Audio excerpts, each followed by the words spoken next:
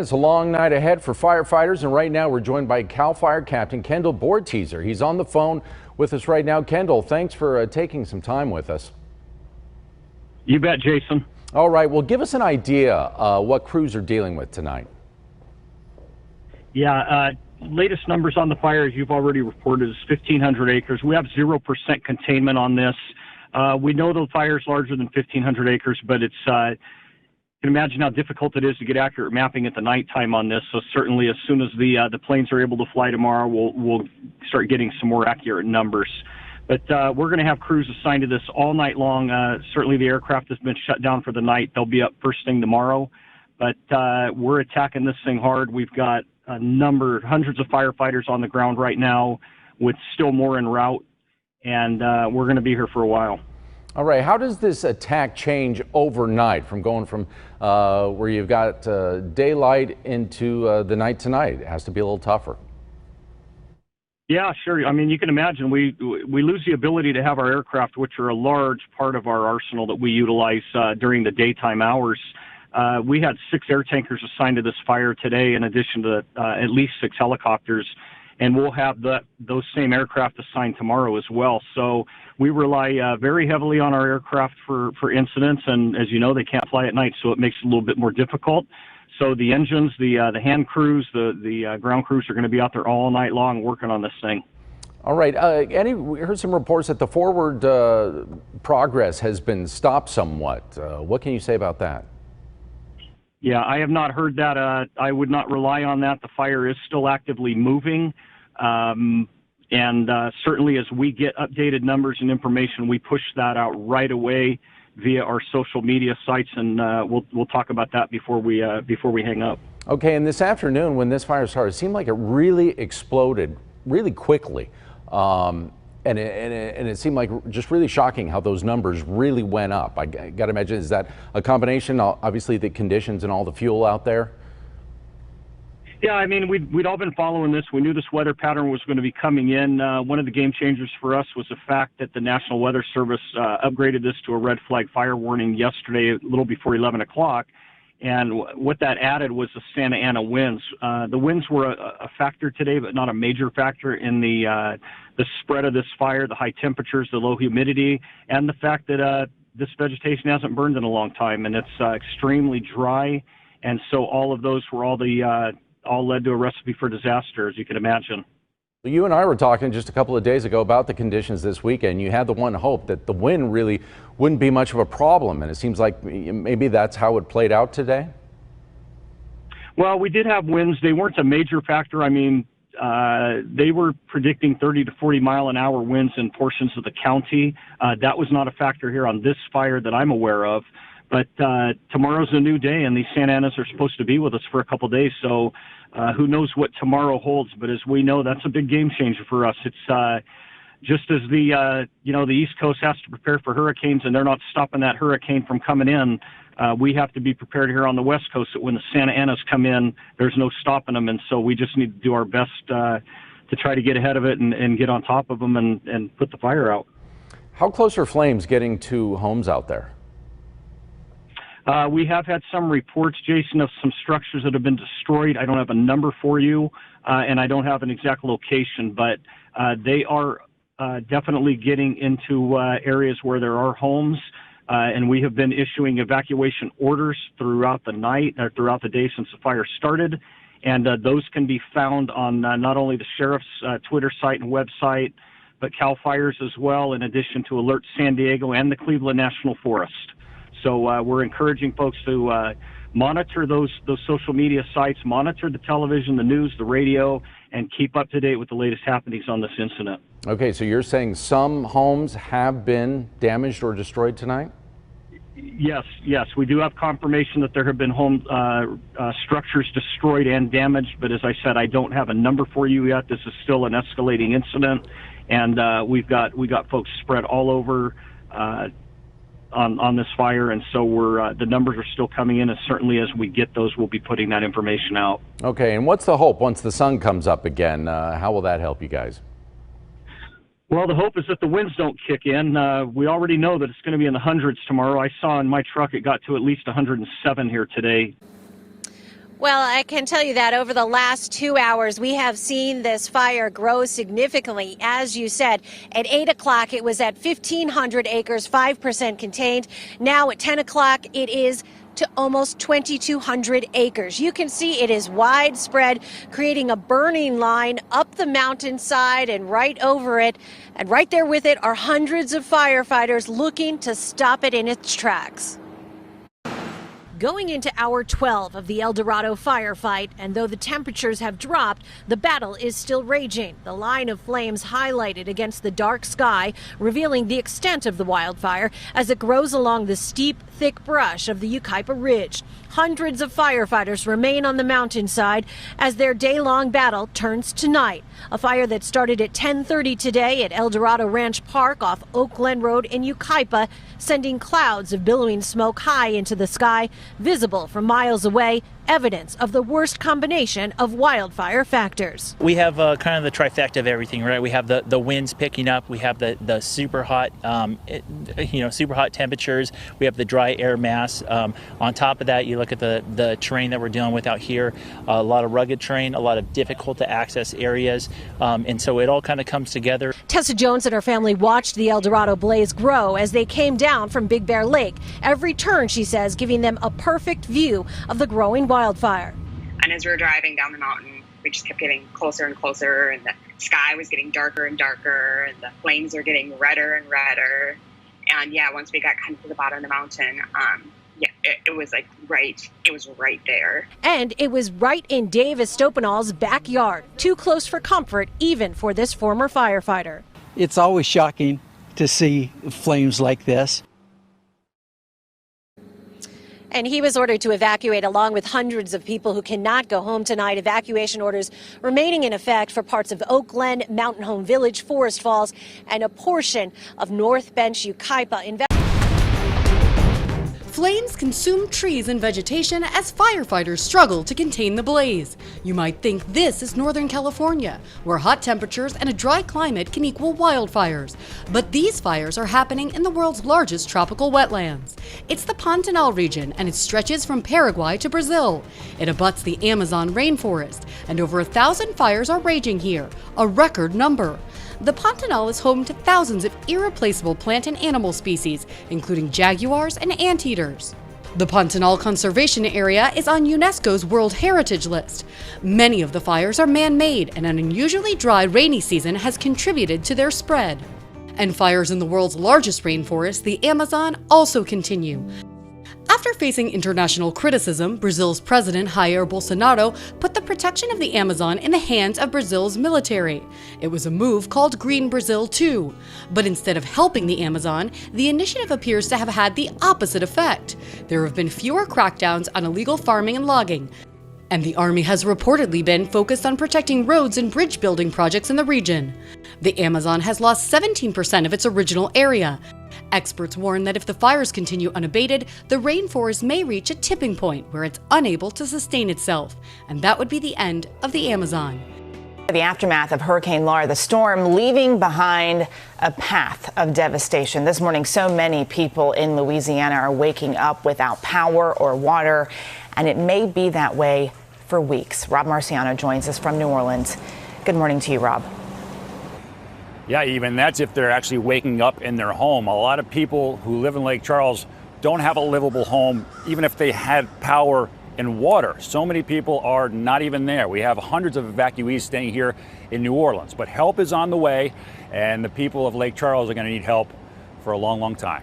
This morning, over 400,000 customers still without power in the wake of Hurricane Laura. Utility crews are rolling in, but are faced with a completely crippled electrical grid to be repaired or rebuilt. Tens of thousands also without running water in extreme summer heat. 5 out of the 6 water plants in Lake Charles severely damaged. Water and electricity is out, and you should expect it to be out for weeks. Forcing the shutdown of one of 2 hospitals. Newborn babies needing evacuation to Children's Hospital in New Orleans. Able to bring home 2 sweet little twins. They lost water pressure and they lost their air conditioning system. So everything, the walls were wet, the floor was wet from the humidity. and it was just stifling. While the other hospital in Lake Charles trucks water in hourly to stay open. We were using up to 100 gallons a minute. Storm victims lining up to get water and other necessities. There's a Calvary Convoy of Hope, one of many volunteer organizations that have come in with their donated supplies to give them to the storm victims that need it. Food, water, and tarps for damaged roofs. We found a woman who lost her entire home in the storm. What do you need? Water, whatever they're giving out. Chef Gary LeBlanc started feeding storm victims after Hurricane Katrina. For 14 nights in a row, they just scooped food out of it, green beans out of a can.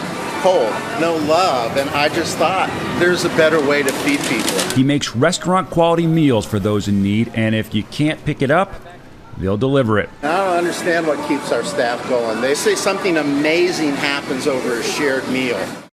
Chef LeBlanc has a big heart, and the man can cook. So many people like him are rolling into Lake Charles from around the country to help the residents there, and they're going to be there for a while. By the way, the nurse you saw in that piece who evacuated kids, babies from Lake Charles to here in New Orleans, 15 years ago, she was evacuating babies from Katrina here in New Orleans to Lake Charles, and the anniversary for Katrina was yesterday. So just an amazing lineup of events, and certainly she feels rewarded because of what she was able to repay.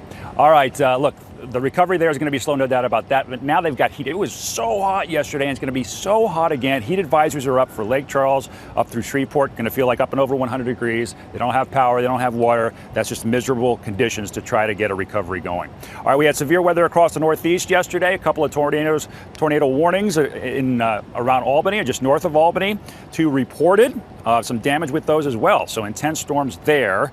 That's going to clear out today, so it should be a decent day across the Northeast. But we're also watching development, or potential development, of more in the way of tropical storms. This one kind of popped up right over Florida. It's got a 50-50 shot at becoming our next tropical cyclone. It should stay out south of the Carolinas, and a couple of more as we get into the peak of hurricane season.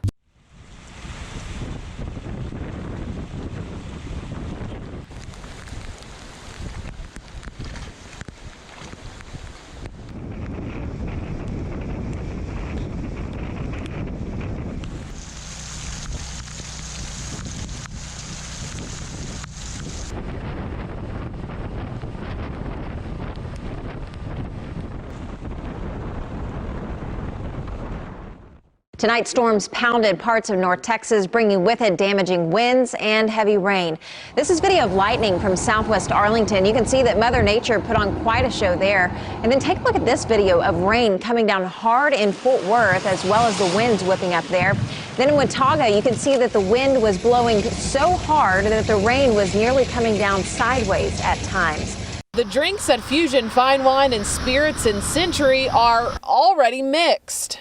No, someone didn't bump into the shelves. That's a 3.8 magnitude quake shaking things up around 10:30 this morning. I was sleeping in good this morning, doing my morning ritual, watching an hour of TikTok, and all of a sudden my bed just said, the blinds was moving, everything was moving. I thought there was something under the bed, trying to get out. Prompted by signs of a heartbeat, workers dig through the rubble of this collapsed building on one of the worst hit streets in the August 4 explosion. Using a sensor, a Chilean search and rescue team said they detected what could be a pulse of 18 to 19 beats per minute. Efforts were halted on Thursday night, though, the building deemed too unstable for rescuers to continue without heavy machinery. جربنا نفوت بهذا التنل الموجود الصغير بس فيه عوائق حديدية ولهالسبب مش قادرين نفوت وما فينا نقصهم لأنه هدول العوائق الحديدية هي مهدية الضغطات. بدنا ننطر لبكرة بس تيجي الرافعات ترفعهم ببين معنا كل شيء. The explosion has devastated the country, which was already grappling with a financial crisis and political instability. Damage to homes and infrastructure has been estimated at $4.6 billion. 300,000 people have been left homeless, while others are unable to withdraw money from the bank in order to make repairs. لنقول إنه أنا مستعد روح جيب مصاري من البنك وصلح إذا ما حدا صلح لي. طيب البنك ما بيعطيني مصاري شو بعمل أنا؟ The port's capacity to handle wheat and cereal imports has fallen by about a fifth, And though the World Food Programme said it didn't see Lebanon heading toward a food crisis, there's an urgent need to rebuild bulk capacity at the port. This day will be scotched in our memory till after we die.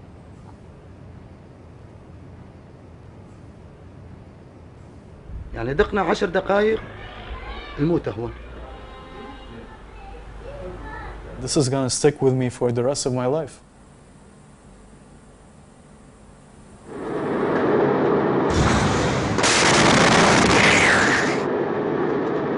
The doctor, the drummer, and the porter. 3 lives of so many ripped apart. This is their story a month on. In a few moments, few seconds, everything just blew up, and I just remember me being on the floor because it knocked me back on the wall, and I just remember being on the floor doing this, and I could feel my face was burning so much. I didn't know what was happening to my face, but I felt it burning. And we started walking just to try to get to a hospital. Inside that hospital, a routine day was about to become the most difficult they'd ever experienced. The damage here wasn't the challenge, it was the number of injured. This desk was like beds for the injured people. This is Dr. Elaine Ayoub, on the right, dressed for the struggles of Corona, but now dealing with something on a different level. Even in the Civil War, it wasn't like this, 700 in 2 hours. The youngest one was here in this room. She was dying here. It was like my child. When I heard the father speaking to her, Alexou, my dear Alexou, all will be okay. I was crying because never he will see her again. I knew that she was dying. One silent CCTV image tells so many stories.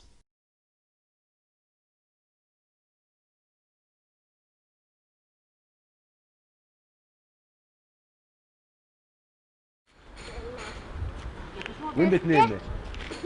فرجيني. تاخذينا نشوف؟ The resilience of children must be some comfort at a time like this. Their house didn't survive the blast, but their beds did. And so for these 4, this is home now. Their father Moyad is a porter down at the docks, but fate had brought him home early that day. He's a refugee from Syria who'd come to Lebanon for a better life, and now he must pick it all up once again. شغل ما خالصين هلا وين الشغل؟ هلا خسرنا شهر يمكن بالانفجار. لو الجمعيات ما يعرفوا طعمينا قتلنا الجوع. قتلنا الجوع بمعنى الكلمة بحكيك اياها. احنا بنشتغل يوميا. نحن شغلنا بالبور بالمرفأ. نحن شغلنا كلياتنا على المرفأ. So what next? Well, the investigation has hardly moved. The politics is as toxic as ever. The accountability is far away. And the people? We lost everything. We lost our relatives. We lost our home. We lost our money. We lost our soul. What's sad is that the government and the people that are supposed to be in charge and of the country, they're just turning a blind eye on the people. Wildlife park officials in Zimbabwe are racing to find out why nearly 24 elephants have mysteriously died in the country. Now, before we talk more about the story, we want to warn you that the images are graphic. And this year, we had more than 350 elephants dying in Botswana with no explanation. And now in neighboring Zimbabwe, At last count, as we speak, 22 elephants have died in that country. But in terms of the link between the two, at this stage, it's unclear, but it seems unlikely that they are linked. And there is some positive news from all of this in this tragic situation, if you can even call it positive. In the situation in Botswana, those deaths, that mass die-off, occurred in a very remote area. And so the carcasses of these elephants were actually only found weeks after it happened, which meant it was very difficult to get viable samples from the animals. A step towards ending one of Europe's biggest divides. I'm pleased to announce a truly historic commitment. Serbia and Kosovo have each committed to economic normalization. After 2 days of meetings in Washington, the Serbian president and the Prime Minister of Kosovo have signed an economic deal, which hopes to increase trade between the two nations and create jobs. But with many differences still to resolve, people on the streets of Belgrade are skeptical. Plasira kao da je mnogo važno, a u stvari je potpisano nešto što ne predstavlja ništa. Suštinski politički problem nije rešen. Relations between the two countries are still very tense. Serbia refuses to recognise its former province, Kosovo, as an independent nation. It declared independence in 2008, 10 years after their bitter war. Meanwhile, there was a big diplomatic win for the Trump administration, as Serbia announced it was following the US in moving its embassy from Tel Aviv to Jerusalem. And for the first time, Muslim-majority Kosovo said it would recognise Israel, a move hailed by Israeli Prime Minister Benjamin Netanyahu. Washington moved its embassy to Jerusalem in 2018 after recognising it as Israel's capital, a move that was widely criticised and has failed to encourage more than a handful of countries to do the same.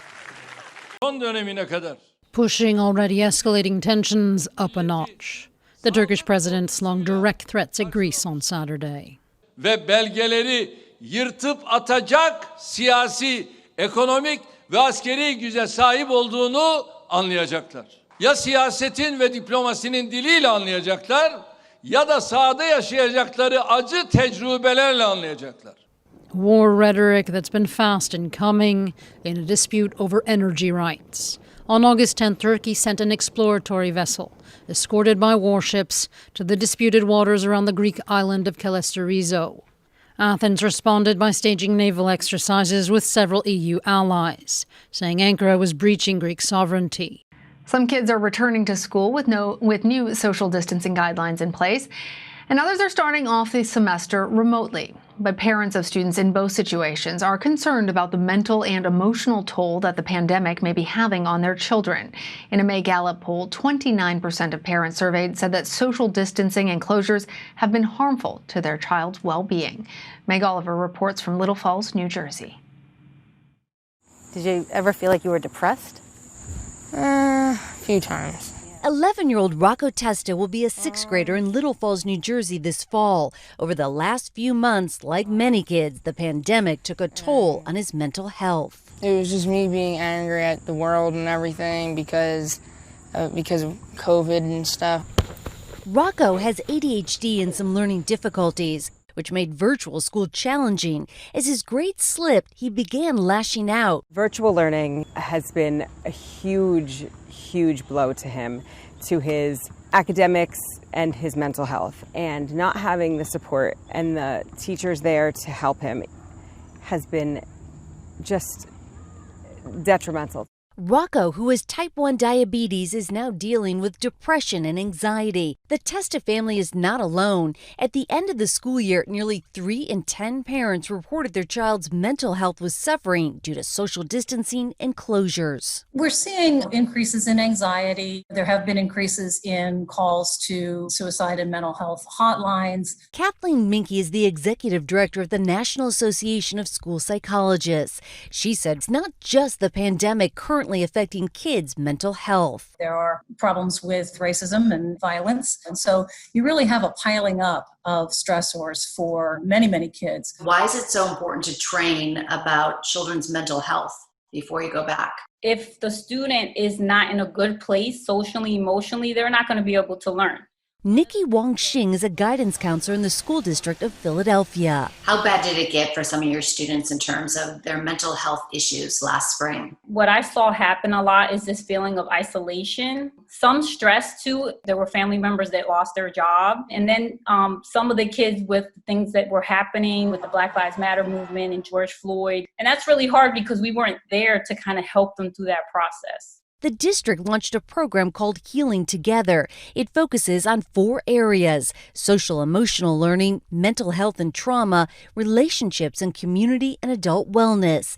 The program provides resources, workshops, and support for students, staff, and families. Back in New Jersey, Rocco is starting to feel better. He's playing football again, and he regularly meets with his school psychologist. What's your advice for other kids that might be feeling the same way? When you feel angry, just take a second and walk away. I know that we're not unique, and people need to know that this didn't just affect our economy and all these other things.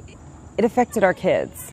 As the COVID-19 pandemic continues, the numbers can be numbing. With nearly 27 million cases worldwide and more than 6 million of those here in the United States, tonight we have the story of one survivor who refused to become another statistic. For 49 years, Greg and Sandy Mundis were inseparable until both contracted COVID.